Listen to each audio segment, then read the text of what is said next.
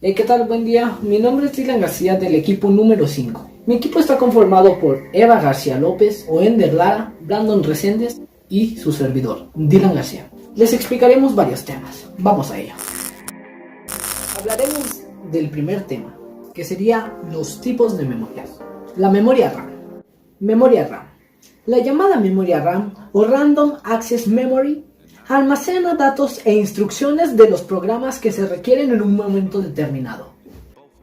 Memoria ROM. La memoria de solo lectura, conocida también como ROM, es un medio de almacenamiento utilizado en ordenadores y dispositivos electrónicos que permite solo la lectura de la información y no su escritura, independientemente de la presencia o no de una fuente de energía. Memoria caché. En informática, una memoria caché es una capa de almacenamiento de datos de alta velocidad que almacena un subconjunto de datos, normalmente transitorios, de modo que las solicitudes futuras de dichos datos se atienden con mayor rapidez que si se debe acceder a los datos desde la ubicación de almacenamiento principal. Memoria USB. Un dispositivo USB, también conocido como un dispositivo flash o dispositivo de memoria, es un dispositivo pequeño y portátil que se conecta al almacenamiento, respaldo de datos y transferencia de archivos entre dispositivos. Disco duro y SSD.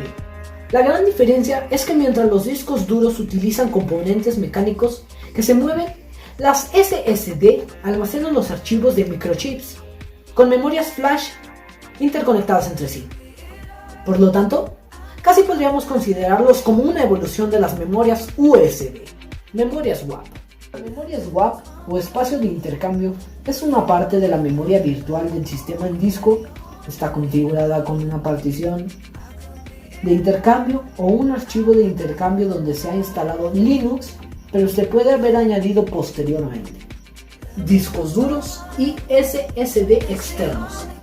Estos dispositivos de almacenamiento se utilizan como un disco interno tradicional en el que al almacenar información de nuestros equipos, esta definición también incluye a las unidades de estado sólido o SSD, pero el término disco externo se usa vulgarmente sin distinción entre ambos. Como segundo tema, entraremos a lo que viene siendo la unidad central del procesamiento de las PCs. Iniciaremos con el CPU. ¿Qué es el CPU? Y veremos su definición y sus ejemplos. Vamos a ello. El CPU es el componente del computador y otros dispositivos programables que interpretan las instrucciones contenidas en los programas y procesa los datos. Los CPU proporcionan la característica fundamental de la computadora digital, la programabilidad, y son uno de los componentes necesarios encontrados en las computadoras de cualquier tiempo, junto con el almacenamiento primario y los dispositivos de entrada y salida. Se conoce como microprocesador el CPU que es manufacturado con circuitos integrados. La expresión unidad central de proceso es, en términos generales, una descripción de una cierta clase de máquinas de lógica que pueden ejecutar complejos programas de computadora. Esta amplia definición puede fácilmente ser aplicada en muchos de los primeros computadores que existieron mucho antes del término CPU. Al CPU se le suele llamar coloquialmente microprocesador o simplemente procesador, y puedes considerarla como el cerebro de cualquier dispositivo. Se encarga de procesar todas las instrucciones del dispositivo leyendo las órdenes y requisitos del sistema operativo, así como las instrucciones de cada uno de los componentes y las aplicaciones. Los primeros CPU fueron diseñados a la medida como parte de una computadora más grande, generalmente como una computadora única de su especie.